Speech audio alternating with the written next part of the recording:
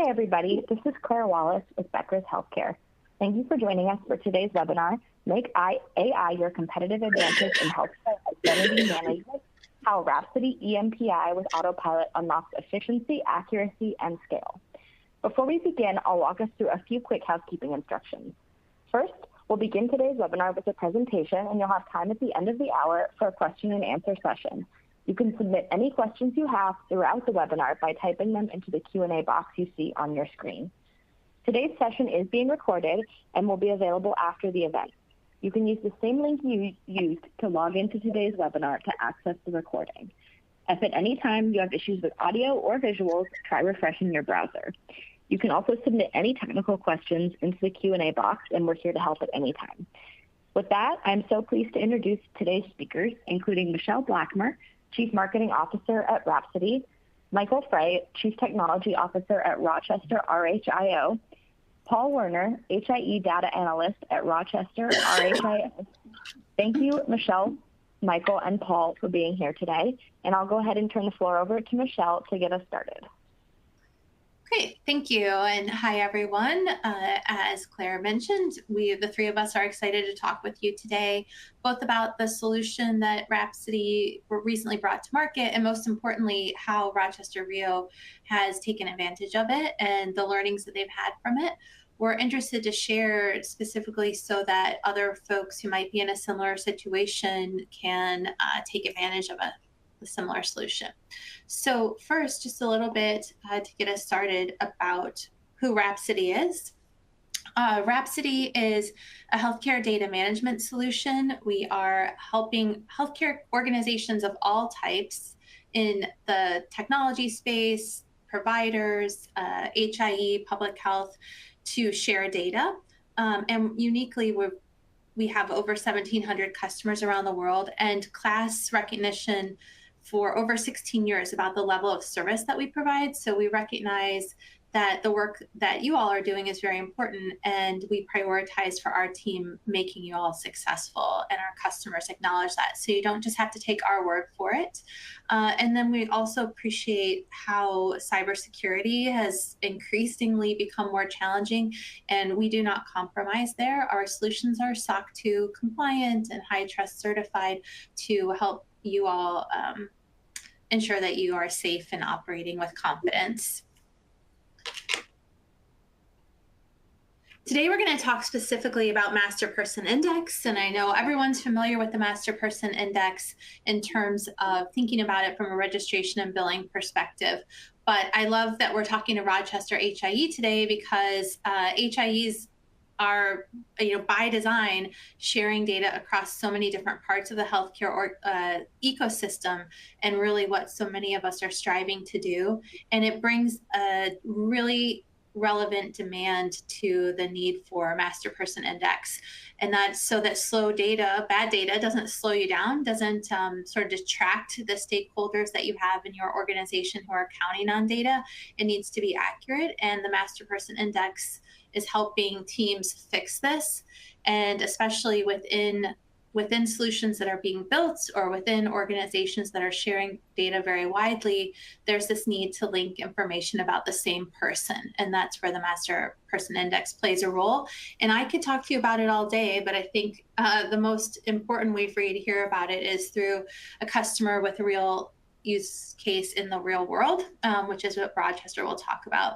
So as a reminder, the Master Person Index is taking data from across many, many systems, bringing it together and creating a single view of each person that can be served up through API or accessed to support downstream information access.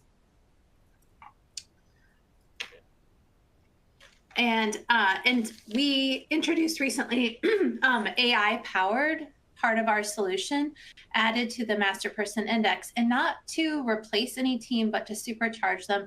And that's what I really enjoy about Michael and Paul's use case, is that they have a team working on this, and now they've used AI to augment it. And they're going to talk to us about the impact that it has had and how they originally felt about it, how it is helping to streamline their business, specifically reducing costs, helping mitigate risk, creating more consistency, and facilitating faster decision making. I will not steal the thunder for Michael and Paul to talk about Rochester RHIO. I'll just tee them up a little bit that they are a health information exchange and dealing with a large volume of data across many different stakeholders in their region. And so, Michael and Paul, over to you to talk to us a bit about who Rochester RHIO is. What's your mission in existence? Yeah, thank you. I'll start, and then as we get into the project, I'll hand over to Paul. So a bit about the Rochester RHIO. We are a health information exchange, and in New York State, we are one of 6 health information exchanges that manage the sharing of health data for our providers and for our health practitioners. We are responsible for the region essentially from just the Rochester, Ontario to the Pennsylvania border, so 14 counties that we support within the Finger Lakes region. We've been at this for maybe 15 odd years, and through the evolutions of how HIEs have progressed. We have 142 million clinical documents that support the 1.5 million residents of our area. More importantly, we have 1,000 sources of information feeding that information exchange. And through the course of, including 2 very large health systems, and through the course of that, we end up managing about 4.5 million unique identities. And that's because, of course, there are people who move in and out of the region, and because as part of the SHINY, the Statewide Health Information Network New York, we also share data with the other 5, we call them qualified entities in New York, the other 5 HIEs within the state of New York. Obviously, the physicians and practitioners in our region are dependent on us when they are looking for both actively looking through patient records and alerts and monitoring of those patients and their activities within the health systems.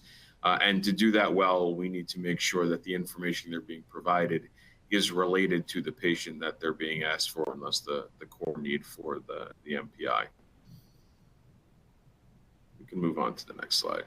So a little bit of our history with Rhapsody. We actually began using the NextGate product, which is now part of the Rhapsody family, in 2015.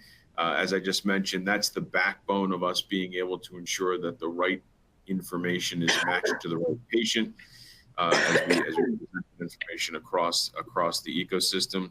About 18 months ago, maybe a little bit longer now, we began doing an upgrade to version 11.1 of the Rhapsody EMPI product, and the upgrade was beneficial in 2 ways. The first way was really our ability to split incorrectly merged records, right? So this is a fairly common error path within the MPI, not unusual for people who are doing this type of work. And it was taking us a fairly long time to unmerge records, in part because you had to pull apart the medical record numbers sort of one at a time. But with the new upgrade, we were happy to find that what sometimes took hours was now down to about 15 minutes. So a great degree of efficiency. But interestingly, the other benefit that we got was better visibility into our own EMPI data. In particular, the ability to now understand where we might have duplicate records, which again, given challenges like the fact that numbers of patients are all assigned a 1-1 date of birth if they don't have better identity, depending on how they're entering the system. Though that's an example of the kind of thing that would lead to a duplicate record. We didn't have great visibility into it before. After the upgrade, we did. And we were happy to have the visibility into those duplicates, but we now had a new problem, right? And that problem was there were 330,000 odd duplicate records we had to process through to decide what needed to be done with each and every one of those. We have a relatively, yeah, sorry. I want to ask you a question. that's a lot of duplicates. That's kind of by design, right? Because you're taking data from so many different sources of information, but if you don't fix them, what's the impact on Rochester RHIO? Yeah, again, if the, and I'll let Paul weigh in on this as well. If we don't fix the duplicate records, then what ends up happening is we can lose portions of the data. It gets assigned to the wrong MPI. So information being shared with the practitioners who are interested in that patient may or may not be complete, particularly with the big health systems who are looking for records. You know, they're the big dogs, as it were, and they have a lot of information. They don't have the information of peripheral practitioners, and so it's really important that we eliminate the duplicates, again, to make sure that we are managing a proper one-to-one identity for the real human being that we're trying to serve and the records that we're carrying for that individual. Paul, anything to add to that? Well, yes. So on a like a HIPAA perspective, the other aspect too is when you have an erroneous merge, you may have one of those patients consented for a particular data source where the other one might not have that. You could have providers accessing a record that they are not consented to access. So that kind of helps to assuage that a little bit. Got it. Thank you. And then when we first approached you about AI, like you're talking about these duplicates that grew through your upgrade, how did you feel at first? Like, what was the reaction to bringing AI into the workflow? Well, it's always nerve-wracking when you try to change that. Yeah, when you try to change the workflow, it's always nerve-wracking, and then there is a certain amount of anxiety tied to just AI. But we had meetings with Justin from Rhapsody, and he was more than happy to answer any of the questions and kind of explain the process a high level that we could understand and at least give us a little more comfortability with the process in general. Yeah, and I think one of the topic of AI with healthcare data is pretty top of mind for most CTOs and CIOs and privacy officers in this space, because there's always the concern about how the AI, quote unquote, will handle or manage that data. In the particular instance of Autopilot, right, this is AI isn't all created equal. Being a machine learning methodology, right, this data is really being contained where it needs to be. We're teaching the machine to act on that data properly in a way consistent with the analysts like Paul would as well. So after, as Paul said, we understood better how this particular technology would apply to the data and how it would work. We were pretty comfortable that the automation was something we wanted to pursue. That's such a helpful explanation, because like you articulated, we're struggling with that even internally. Everything is AI when distinguishing the different types and containing the use cases is such a thoughtful approach. Thank you. Yeah, so I'll start this and then hand over to Paul. But in essence, as the previous slide said, now that we had visibility into this potential duplicate problem, and in conversation with Rhapsody, moving forward with the Autopilot AI as an approach seemed rational and roughly right. We used the 5 phases that you see below, and I'll let Paul go into those a little bit. But there is some amount of time to actually get the environment set up, make sure the connectivity was correct. We needed help from Rhapsody, so allowing the right Rhapsody folks to have access to the appropriate data took a bit of time. But a lot of the work in the first set of phases was around training the AI, right? So getting extracts of our data, time for Paul and the team to do the review, and then feeding that stuff back into the AI. And then obviously what comes next is tuning, and then our ability to apply the learnings to production data. So I'm gonna let Paul sort of get to the depths of how that project really looked. Yeah, so initially, normally there are 3 of us at the company working on the potential dupe issue. And so we were each given the same extract to independently verify on our own how we would decide on these potential, and those were sent back to Rhapsody, and subsequently we would get more extracts on decisions that the AI had made, and then we were to verify if we agreed with those decisions. So we did, I think, 3 rounds of that, and they were big data sets, but we were able to get them back within a couple days. And after that, we actually developed a plan of different steps that we were going to take moving forward with this. So one set was ones that we decided these 2 are potentially the same, but the decision for that one was these are the same. We're going to merge them, creating one best record. Then we had what we referred to as mark uniques, which are ones that we did not think were the same patient, and so those were not going to be merged. And then for the remainder of the stuff that was left over, where we would have needed more information to make a decision, we were going to mark them as reviewed so that it would take it off the potential duplicate list. And then later on, if that record is updated, it could possibly go back into that potential duplicate list. But then we could review it at that time. The other thing that was identified in process of doing that was we had some non-patient IDs, things like if they do testing, machine calibrations, things like that, that we wanted to remove from the system, because those are possible pain points where something wonky can happen and that can propagate an erroneous merge. And that's something we're trying to prevent with dealing with these potential duplicates. Aside from that, another thing was brought to our attention about a threshold change. So the way that our system works is there's a weighting that is based on parts of the demographic. So first name, last name, date of birth, address, phone number, and there's a weight given to that. So prior to this project, anything that was between a 25 and a 38 would fall into that group. And Justin had suggested a threshold change from 25, that lower end, to bring that up to 28. And so that was going to actually help to kind of hone in and not get, because there are some things that end up in that potential duplicate group that are very clear on the face they're the same patient.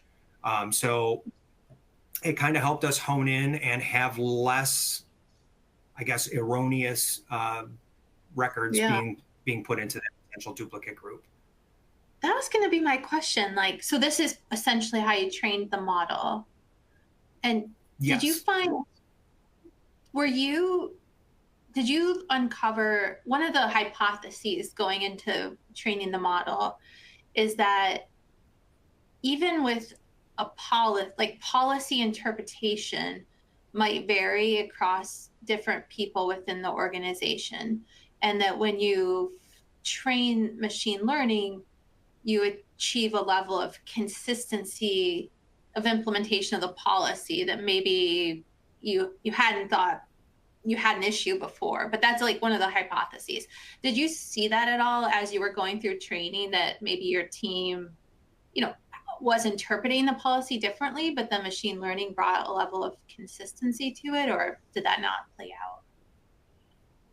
Well, and there was, because I think when you have 3 different people looking at that same extract, and you kind of see where there weren't a ton of discrepancies between our 3 analysis, but you do see that there is some leeway, and it did kind of solve for that in a way, where it made it more streamlined, or a little more consistent across, the entire process of it. Yeah. Cool. That's helpful. And just one last comment on this slide as you're looking at it, because the amount of effort, matters when you're thinking about things like this. We showed this as effort because, in point of fact, we had to take a pause. For those of you who are in compliance spaces, that end of year, there's a fair bit of work to do. So there was actually a pause between the AI training and the full output verification and tuning, but it didn't beat. So we didn't have to go back and restart. We were able to progress this in a sequential way deal with other operationals, just because, again, we're a very, very lean team, and then pick this back and still get a very positive result, which I think we're talking about on the next slide. So the overall elapsed effort was not bad, even though we had to take a little longer than we wanted to get through the full project. That's a great point. No, and that was actually, yeah, I was going to say that was actually a good thing that we identified was the ability to be able to take that pause and jump right back into it, streamlined, being able to do that. So overall, from doing this project, we had about an 86.4% reduction in our overall numbers. So at the very start of it, as Michael said, we had over 300,000 potential duplicate groups that we would have had to manually go through. And through each of these steps, we reduced it by various amounts. The threshold change, again, was not something that was an Autopilot recommended thing. That was just a beneficial thing that that was brought to our attention that we could change in our overall process. And so in that same time frame that we were running this Autopilot, we went through about 263,982 potential duplicate groups that were taken out of the total. And in that same time frame, manually, the three of us were only able to go through about 22,383. So it was a massive lift off of the overall manual intervention that we were going to have to do. Were you able to put those people on other projects, or would that have just been work? Like, if you had to do these manually, would you have had to prioritize it, or and take them off of other work, or would it just have had to take longer? It tends to be, because of the manual nature of it, right? That you're applying some amount of resource to this problem over the course of time, and again, not to lose sight of this, right? When we say 22,000 in the same time frame, not elapsed 90 days, but actually sort of like a full 5.5 months, right, of time to do the 22K versus the quick 260. So what ends up happening is that problem elongates, right? Or the resolution of that issue of having the duplicates elongates. And because of the nature of that kind of data, it's actually growing while it's elongating, right? So you never get to the good baseline, which is one of the things that Autopilot helps you do, right? You now are at a good baseline. The data issues will continue to crop up, right? But it allows you to sort of get to a steady state much faster. And it does mean, instead of dealing with that particular problem set, there are higher value and more challenging things in terms of data quality and work, right, that the team can then be used to address, right, because the AI is taking care of this particular area. That's such a good call out. And I was just thinking about our audience too. It includes peers of yours from health information exchanges, but also people who are building software applications and, acute care facilities. And I think, I wouldn't want anyone to look at this and think like, oh, that's a high volume. I'm sure we don't have that high of a volume because we're not connecting as many sources as Rochester is. But I am working with customers across all segments, like even at a lesser scale. This is, to your point, Michael, a big distraction for teams who are trying to focus on other quality issues to have to resolve these, and the downstream implication of losing credibility is relevant across all these segments, even at a lower volume. Like, I think this is such a great scenario or example because it really drives home the impact of the solution and the impact of the approach that you're taking, but it is equally as painful of a problem to other parts of the healthcare ecosystem outside of HIE. Yeah,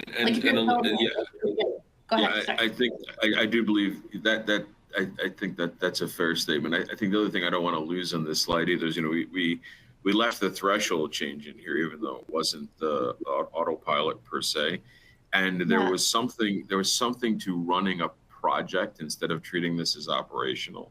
That allowed us to focus on the data set and learn, right? So there's the action of working to train the AI, not only in terms of process consistency, but also understanding of the data, raised our learning level and our knowledge level, and that was valuable. Oh, that's really, like, it shined a light focus on it. Oh, go ahead. Yes. Oh no, I was just going to say, and specifically with the threshold change too.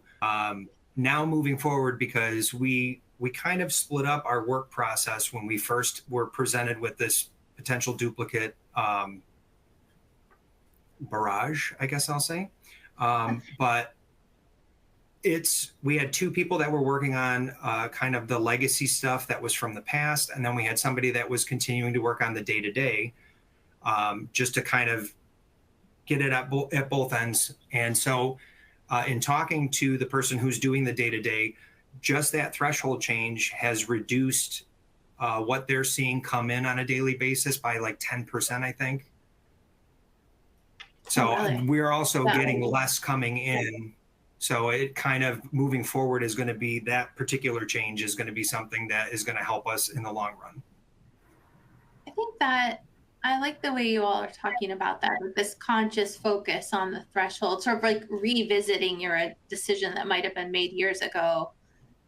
Why were you, why do you think that changed now? Like, you just learned a lot over time that let your risk tolerance come down a bit? I think it's you get into a habit of running the way you run, particularly when you're super busy, right? So your ops stay your ops. And again, I think the focus of re-looking at how we were managing the space was that secondary benefit was not unsubstantial, right? Because it forces you to think about what you're doing, whereas otherwise you're just trying, think about 380,000 things you got to manage down, right? You're just trying to manage the pile, right? This allowed us to think about the pile differently, and that I think was the big learning. Yeah, I like that. I mean, I don't want to extrapolate it too far, but I was just trying to think of other AI use cases, even that, our teams internally to Rhapsody are tackling. And it's true, in thinking through how to use them, it causes you to kind of rethink how you've been operating. And that's such a good opportunity. Like that. And the nice part too is that I feel like because of using the AI and taking so much of that overhead off initially, it kind of gave us the opportunity to be able to look at things at a different depth, because it wasn't looking at this huge, massive thing that we're going to have to do. How did it, oh, maybe this is on your next slide. I won't ask that question.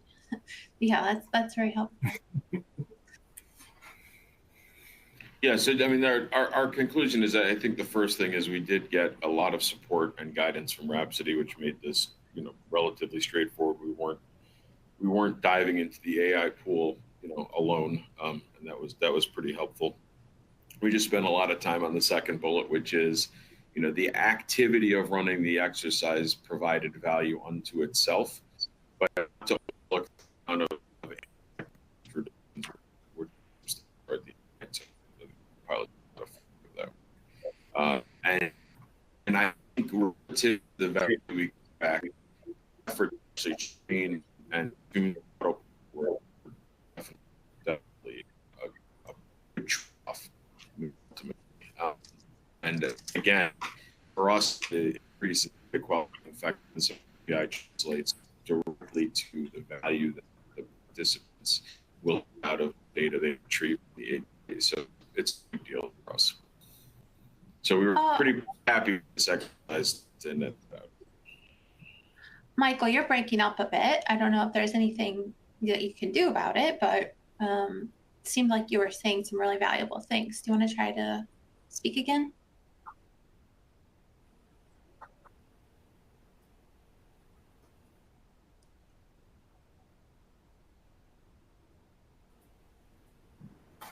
Maybe we might have him. Oh, there. I don't think you're frozen. Can you hear us okay, Michael?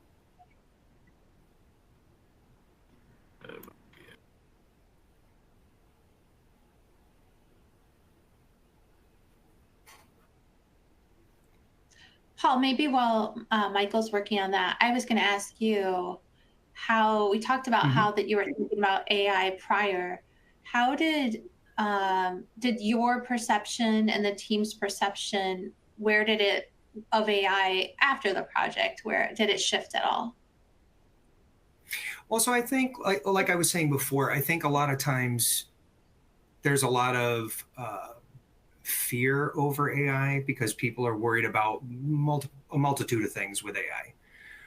But after it was explained to us exactly that, what the process was going to be, and that this AI was only learning on what we were basically teaching it. So it was something that was, for us, for this project, it was a very specific to this project, one-time kind of thing, but there were still some lasting impacts that we've gotten from it moving forward that are going to help us with things. And so I think it did create a kind of sense of comfortability with utilizing it more so than may have been there before we started it. Awesome, thank you. And Michael, welcome back. Can we hear you better now? Yeah, sorry, there was a moment of network bandwidth issues, so. Yeah. Hey, these things happen. So we didn't hear too much. If you want to repeat on the conclusion slide, that would be awesome. I was just, while you were gone, we talked a little bit about how the team felt about the AI after the project as opposed to before. Yeah, sure. Hopefully it'll hold. Yeah, in essence, I guess the key is we weren't alone in doing this. Rhapsody was a key partner, and so it wasn't so hard for us to get started and to get through this. I don't want to lose sight again of the fact that the effort itself provided insights, but I also don't want to minimize Autopilot's contribution in terms of solving the problem of the duplicates. And certainly overall, the effort was well worth the outcome in terms of the amount of time we had to put in order to get the AI trained.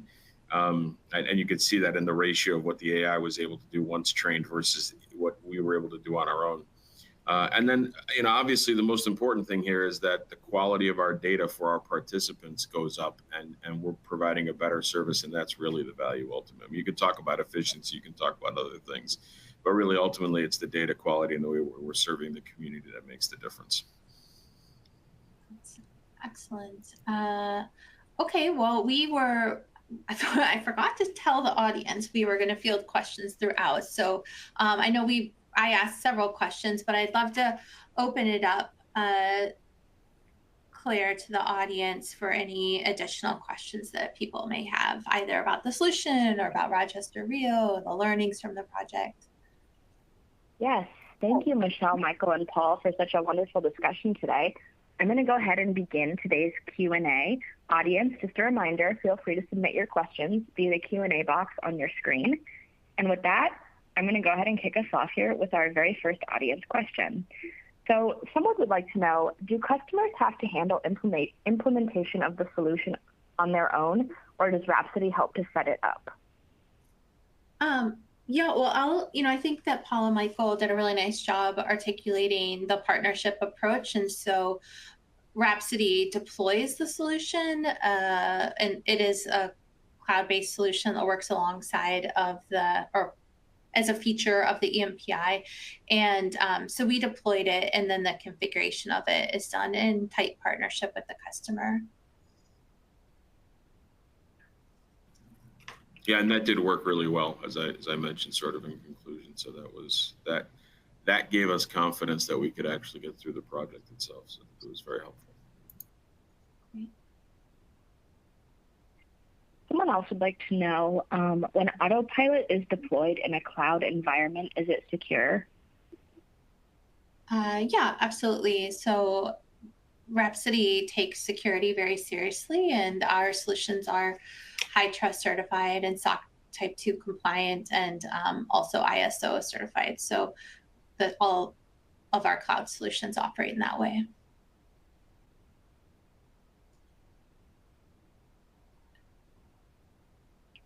I saw another question also from Peter about if the records that were merged, and this is specific, Michael and Paul, for you all, when they're merged, are you sharing that information back to the source electronic medical record or source system, or only merging in your applications? So when those got merged, they would have gotten merged in Nextgate. And so that has communication with our MDAP. So that will update the record on the data source end. So they'll be able to see that, they'll see just one record basically, instead of seeing multiple. Because we do get requests from data sources at times saying, you know, there's these 2 records. We think they're the same patient. Can you manually merge them for us?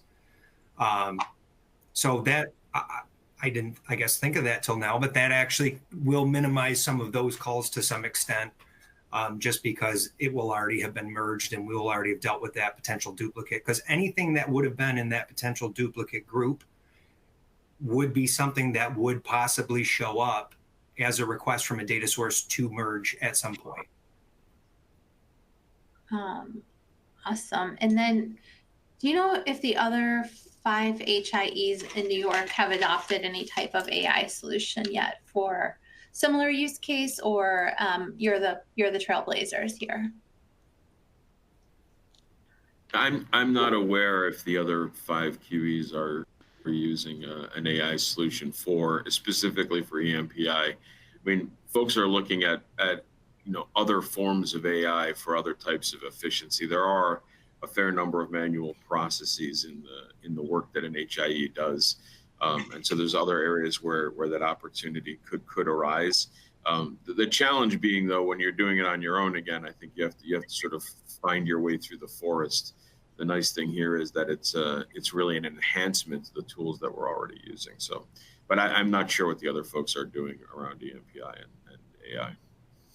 Awesome. And then any advice that you would share with the audience for other folks who are considering adopting an AI solution to power operational workflow or help an operational workflow? Well, I think again, in the and my experience even outside of healthcare in this regard, if the platform you are using has begun to develop, particularly machine learning, but other AI capabilities as well, I think you are best served by partnering with that technology provider to figure out how to do that. I mean, ultimately, what you're trying to do is enrich or improve the quality of the data within that system, and our learning from this particular exercise, because again, we're not pushing the boundary with AI in other spaces because we had the partnership, and I don't want to minimize that, right? And the tool is ready to go. This was a pretty quick, right, from start to result type of activity, and that's what we're looking for. So I think you need to be, I guess what I'm trying to say in brief is you need to be sensitive to how much work is on you versus not, and how ready, right, and how ready to go is the process that you're going to take with that AI. And to the degree that it's sort of shaped and well managed, then I think it's well worth the exercise to do the work. Even if ultimately it doesn't yield what you want it to, you're probably going to learn something from it, and it's not so hard. I think very different if you're trying to explore, the use of AI tools on your own. I think then you have a lot more learning and thinking to do as you go down that path. So, be conscious of what you're trying to do, and again, don't just treat AI like it's a monolithic capability, because it certainly is not. Great. Someone else from the audience is expressing that they're a nonprofit interested in better integrating AI in the organization, and they're wondering if there are cost-effective ways to adopt AI.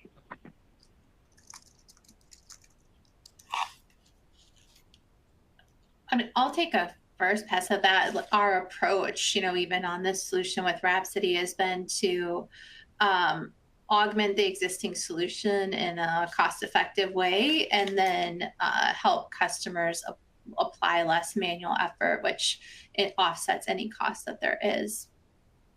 I don't know, Paul and Michael, how you think about that? Yeah, again, I think that, again, AI not always being the same.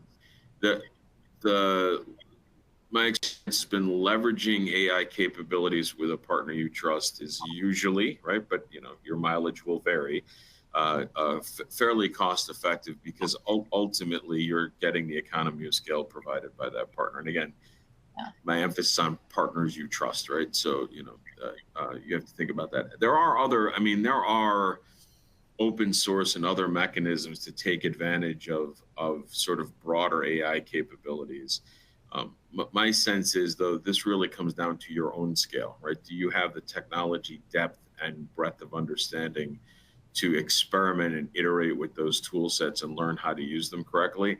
Because using them incorrectly probably not only will not save you money, even if the technology cost is low, but probably create challenges and problems for you as well. It's still a pretty nascent technology, and the danger of assuming how much AI is in the AI, I think is problematic.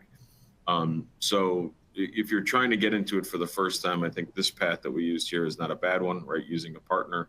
I think there are ways you can do low cost experimentation using open source and other publicly available AI tools.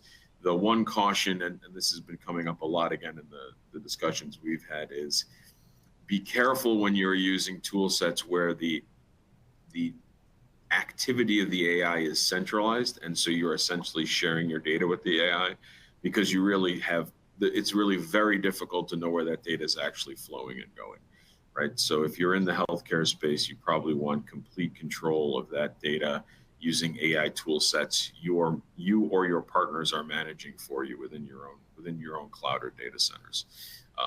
But otherwise, the breadth of choice now is pretty big. You can dip your toe in pretty cheaply. You can spend a ton of money, right? You got to just be really thoughtful about it as you go forward. Good advice. Thank you. I believe we have time for one more audience question here before we wrap up. So someone is wondering how Rhapsody's approach is different than the other alternatives that are currently on the market. And I can speak that a little bit. I think it's related also to the question about the other HIEs. There are multiple ways to address the identity solution. This AI-driven approach is unique in the market, and one of our philosophies is to sort of keep the control for how data is governed up to the organization. And so Michael and Paul made this point several times about the partner effort and how we reviewed the data together, and they call out Justin by name because he is so embedded, like our team's so embedded with them to really make the solution work the way that, not only the way that the customer expects it to, but that they're comfortable with it, educated about how it's working. And so the technology is different than other approaches in the market, but also just our kind of hands-on approach and the level of people that we bring to the task, which stands out for me every time I talk to a customer, and today is no different. So thank you, Michael and Paul, for that partnership. Yeah, right back at you. We appreciate it. It's good. And I guess to build on that, for us, it was the adjacency to the tools we're already in this case, in that sense, it's an embedded nature of the tools we're already using. Similar work could have been done through a separate AI machine learning type of activity, but it wouldn't have been as efficient and it wouldn't have been as effective, right, as having it within the tool sets themselves. And I think that's something folks should be looking for from their vendors. That's such a good point. Thank you. All right. Well, I was going to say, any closing comments? I don't think so. We're good, Claire. Thank you. Mm-hmm. So unfortunately, that is all the time that we have for today, but I would just like to thank Michelle, Michael, and Paul for such an excellent presentation. And I'd like to thank Rhapsody again for sponsoring today's webinar. Thank you all for joining us today, and we hope you have a wonderful rest of your day. Thanks, everyone. Thanks. Bye-bye. Thank you all.